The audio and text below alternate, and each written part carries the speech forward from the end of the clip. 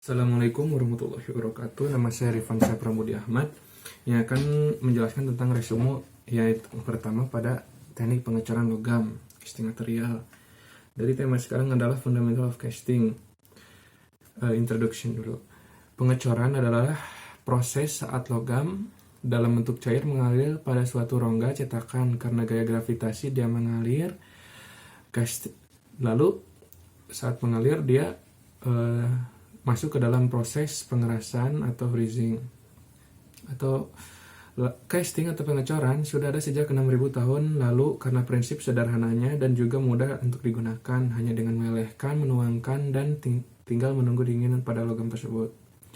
Pengecoran ada yang dalam bentuk ingot atau yang disebut dengan katalis dari industri yang diberikan dengan tujuan untuk diproduk lagi kembali.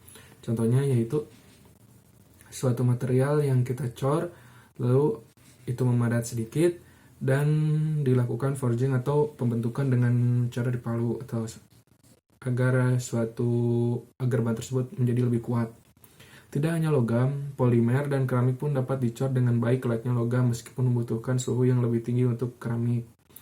Dalam pemproduksiannya, pengecoran biasanya dilakukan di dalam pabrik. Jika pabrik itu dikhususkan untuk pengecoran, dapat disebut pabrik itu dengan foundry. Nah, untuk tenaga kerja yang melakukan pengecoran tersebut biasa disebut foundryman. Pada cetakan coran terdapat rongga yang akan diisi dengan material panas dan rongga tersebut biasanya untuk cetakan yang kurang sempurna. Biasanya cetakan tersebut harus lebih besar karena logam akan mengecil, karena pada saat logam cair atom-atom akan tidak akan berdekatan, yaitu berpencar. Ketika memasuki masa di mana membekunya suatu logam, maka akan membuat logam tersebut mengecil karena atom-atom itu sekarang menjadi berdekatan. Pada cetakan pun ada yang disebut cetakan permanen dan juga tidak permanen, seperti cetakan dalam bentuk pasir dan logam, yang mempunyai kelebihan masing-masing. Ada juga cetakan terbuka dan tertutup. Jika cetakan terbuka yaitu cetakan yang dengan hanya satu bagian saja, dan tertutup itu dua bagian yang diberi lubang untuk memasuki. Berbentuk. Lalu ada masalah yang sering terjadi pada pengecoran, yaitu pada aliran cairan logam yang akan dimasukkan. Ketika kita masukkan cairan logam pada orifice atau lubang yang akan masuk ke suatu cetakan, kita tidak bisa asal memasukkannya karena kita harus menghitungkan dulu beberapa faktor yang akan mengakibatkan pada hasil pengecoran tersebut. Lalu yang kedua adalah perpindahan panas yang dihasilkan pada saat logam cair dilepas dari tungku. Ketika logam pada saat bentuk padat dia dicairkan, itu titik cairnya berbeda bagaimana jenis logam tersebut. Contohnya logam besi atau logam baja. Baja adalah campuran besi dengan karbon. Titik alih mereka itu berbeda. Bisa menggunakan diagram fasa untuk mencari titik cair dari jenis itu tersebut. Nah, ketika mencair, kita harus dilebihkan 100 derajat lebih dari titik cair agar ketika kita mengangkat cairan tersebut tidak membeku atau turun kepada di mana suhunya masuk ke dalam soliditas atau mengeras kembali. Jadi tidak ada cacat pada pengecoran.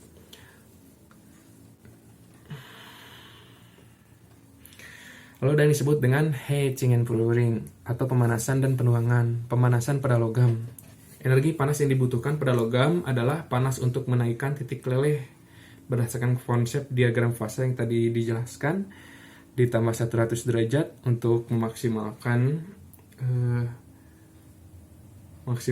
pengecoran. Lalu efusi panas untuk merubah benda panas menjadi benda cair. Lalu ada panas untuk menaikkan logam cair ke suhu yang diinginkan untuk dituang dapat digunakan. Lalu ada yang disebut dengan penuangan pada logam. Seperti yang tadi dikatakan, tidak asal dalam menuangkan cairan logam pada cetakan. Nah, yang harus diperhitungkan yaitu adalah suhu penuangan, kecepatan penuangan, dan turbulensi. Yang memiliki urgensi tinggi adalah pada saat penuangan, karena kita harus memperhatikan suhu saat dituangkan dan suhu saat cairan logam mulai melakukan pembekuan. Seperti tadi, karena dilebihkan jadi 100 derajat Celcius pada saat pencairan logam. Nah, dari hal tersebut, karena penuangan, maka itu termasuk ke fluidity atau fluiditas karakteristik pada logam tersebut. Jadi karena adanya perhitungan turbulensi, kecepatan penuangan, suhu penuangan itu karena memakai rumus yang berhubungan dengan mekanika fluida seperti itu. Lalu ada solidification and cooling atau pendinginan dan juga pengerasan. Ada yang disebut dengan kepadatan pada logam. Kepadatan pada logam itu berbeda-beda. Contohnya itu kepadatan pada logam murni, besi, dan juga padatan logam dengan karbon, yaitu baja. Mereka pasti berbeda sekali, bahkan titik didihnya juga pun berbeda. Lalu waktu capai kepadatan, baik pengecoran pada logam murni ataupun campuran, mereka tetap membutuhkan waktu dalam pemadatan, dan itu terikat pada ukuran dan bentuk cor juga. Hubungan empiris yang menjelaskan yaitu dijelaskan oleh aturan Kvarinov dengan rumus T Ps sama dengan Cm dikalikan V per A tutup kurung pangkat N, di mana Ts sama dengan waktu yang dibutuhkan untuk mengeras, V-nya adalah volume, A-nya adalah luas penampang, N-nya adalah eksponen, dan Cm-nya adalah konstanta cetakan. Lalu ada yang disebut dengan directional solidification, adalah pemadatan terarah. Jadi dengan perhitungan koordinat dan diprediksi membuat kita dapat mengatur arah padat pada suatu logam. Contohnya dari bawah ke atas itu. Nah, karena tadi kan ada yang disebut dengan kecacatan pada kurangnya sempurna pada shape casting. Nah, ada yang disebut dengan reserve design yang akan menyempurnakannya, yaitu suatu tambahan ruangan yang akan membuat cetakan akan penuh, selalu penuh, karena pada reserve design cairan yang masuk kepada ruangan reserve akan turun ke cetakan dikarenakan ruangannya mengecil karena kepadatan atom yang meningkat seperti itu. Lalu ada metal casting process, terbagi menjadi kategori cetakan, yaitu cetakan yang dapat dibuang dan cetakan yang berbentuknya permanen. Cetakan yang dapat dibuang, pada pengoperasiannya cetakan hanya bisa digunakan satu kali dan perlu dibuang dan ditata ulang. Juga membuat cetakan baru, maka dari itu jenis ini sangat lama dalam pembuatannya. Namun keuntungannya karena memiliki rongga pada tahap soliditas logam akan cepat. Salah satunya itu adalah sand casting. Sand casting adalah pengecoran menggunakan pasir atau biasa dikenal dengan bahasa Inggris yaitu sand mold casting. Adalah cara pengecoran yang digunakan karena dapat digunakan pada bahan yang dengan suhu leleh yang tinggi. Pada pola dan inti pada sand casting sangat berpengaruh. Biasanya menggunakan kayu untuk pola pada cetakan pasir. Karena kayu itu murah, mudah dibentuk, tidak lama, dimanapun bisa dibentuk, tidak seperti plastik dan juga besi. Namun kayu kekurangannya itu cenderung mudah melengkung atau mengecil, membesar, tidak seperti plastik dan juga logam. Pada pembuatan cetakan pada pasir, kita simpan polanya, boleh menggunakan kayu, lalu memasukkan perlahan pasir dan tekan agar padat supaya sempurna dalam melakukan supaya sempurna dalam tahap soliditas suatu logam tersebut. Nah, proses cetakan lain yang dapat dibuang selain dari sand casting yaitu adalah cell molding. Cell molding seperti namanya dengan menggunakan suatu konsep cangkang.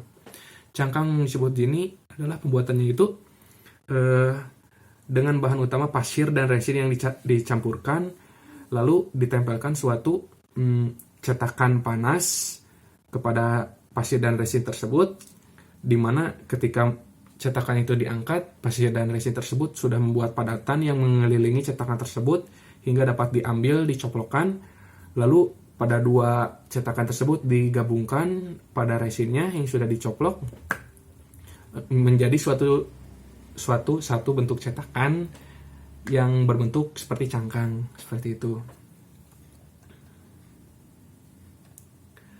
Lalu disebut dengan expanded polystyrene. Proses adalah suatu cara yang biasa digunakan untuk membentuk suatu bahan yang mempunyai bagian atau ruang. Nah, karena tadi kan berbentuknya itu pejal semua. Kalau ini ada berbentuk ruang karena di tengahnya diberi suatu benda. Biasanya di sini itu dibentuk dengan busa atau apa, lalu dilapisi dengan cairan anti panas. Lalu yang kedua adalah permanent mold casting, cetakan permanen. Biasanya menggunakan cetakan logam dari dua bagian yang dirancang untuk digunakan berkali-kali dengan mudah dan tepat serta akurat. Biasanya bahan yang digunakan atau dicetak adalah aluminium, magnesium, tembaga, dan juga besi cor.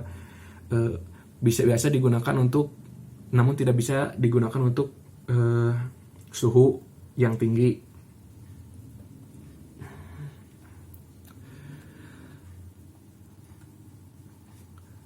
Lalu ada variasi pada mold casting, permanent mold casting.